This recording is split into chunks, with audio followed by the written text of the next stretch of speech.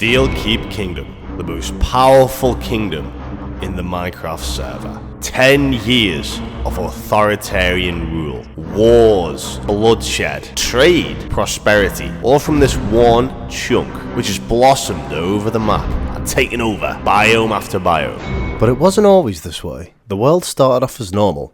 Punch trees, collect wood, gather resources, build a crafting table. But it wasn't always meant to be. There was a lust for power, and this chunk was the epicenter of construction world over.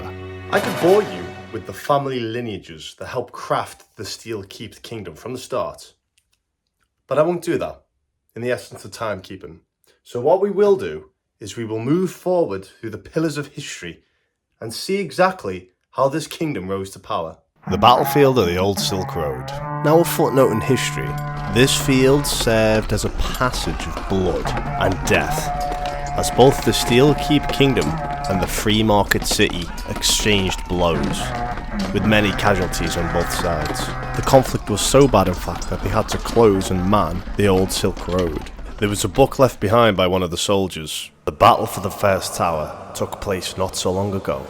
One of the barons of the Steel Keep Kingdom declared a partial war on the Free Market City. The merchants were taken completely by surprise, as the two had been trading supplies for many years prior to the declaration. However, the Steel Keep Baron was flanked by a cavalry charge, which shattered his light catapult unit and sent them into an instant rout. The merchants and the Baron both sustained a fair amount of casualties, and an uneasy truce was signed. Things will probably never be the same again. The Free Market City is a free class of merchants who broke away from the Steel Keep's reigns a long time ago. Oligarchs of resources. These players were incredibly financially successful in the server, but the conflict was more than this. It was to do with trees.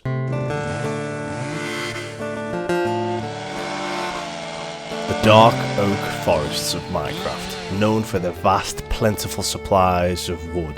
They were in short supply in this part of the server, so a deal was struck. Dark oak for food. The Steel Keep Kingdom would supply the food, and the free merchants would supply the wood. And this resulted in an entire biome being deconstructed for the construction of the Steel Keep's base.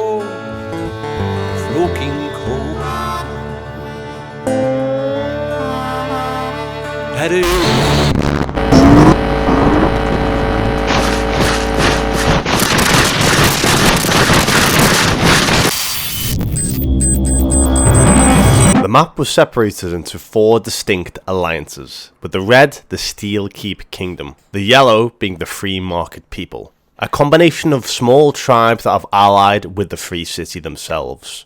It's strange, this entire map dominated by a single kingdom, obviously with the red as the Steel Keep, and the various other kingdoms which we'll discuss at later dates. This is where the magic happened. The diplomacy, the wars, the trade, the rebellion, the revolts, it all happened on this tile. A lot of this story also involves people who didn't want to be part of these big kingdoms, and they split off to form their various splinter groups, just small tribes of friends wanting to mine and gather resources and eventually defeat the Ender Dragon. But this lingering breath of war, this stench of death hovered over the entire Minecraft server, and nobody could truly escape what was coming.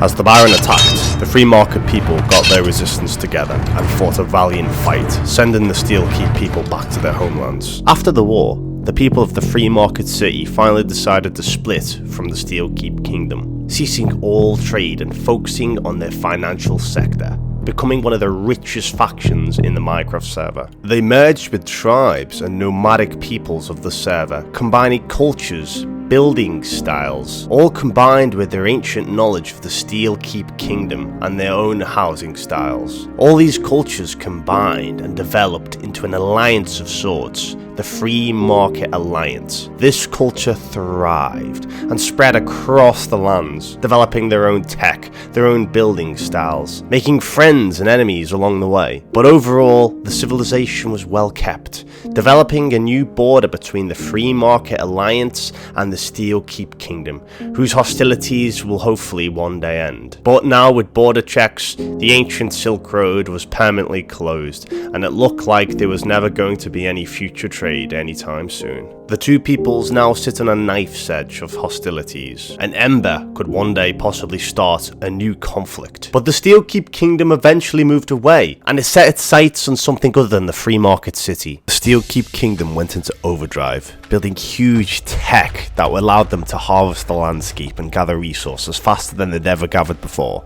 These big machines tore up the environment, but allowed them to flourish at a rate unseen and unheard of in the server.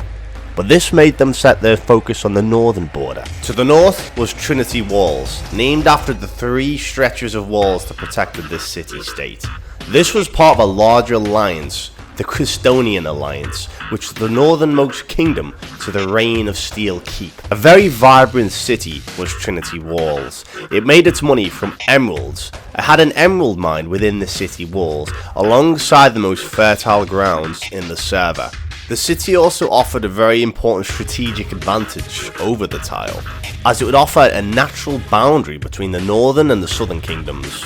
But the Chrisdonian Kingdom, the only other rival in this tile against the Steelkeep Kingdom, was not going to allow any such incursion onto the Trinity Walls city-state.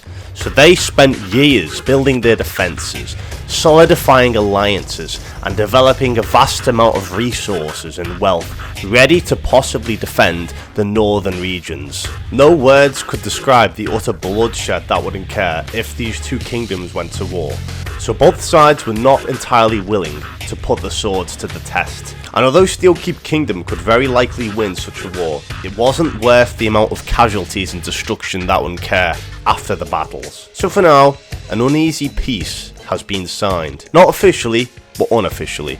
And officials regularly have meetings to make sure that slight excursions of swords and clashes of barbarians won't prove to make such a conflict happen. Brightvale. This small town decided to side with Steelkeep, a bunch of nomadic players who recently settled this part of the Dark Oak biome. They were facing relentless barbarian attacks in this biome, so they decided to side with the Steelkeep for protection, but that came at a cost. They had to sell their swords to the highest bidder, being Steelkeep. And by selling, I mean Protectorate status. Steelkeep run things here now. This obviously didn't settle down well with the Northern Kingdom, whom see this as an incursion on their own territory, which it's allowed the Steelkeep people to have a foothold in the north. On top of this, the Steelkeep companies have decided to open up shop and start cutting down dark oak forests in the north. This can only end badly in the future. It wouldn't be the first time towns have been wiped off this server's map. It's happened before, and it'll definitely happen again. In this moment of the server's history, it seems like there's too many fires to put out.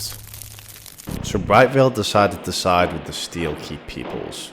This wasn't acceptable. Before the clash of swords and kingdoms fall, where shadows steal the light of peace, whispers of stolen blocks and creeping borders mark the precursor to war. And a precursor to war might be exactly what this is.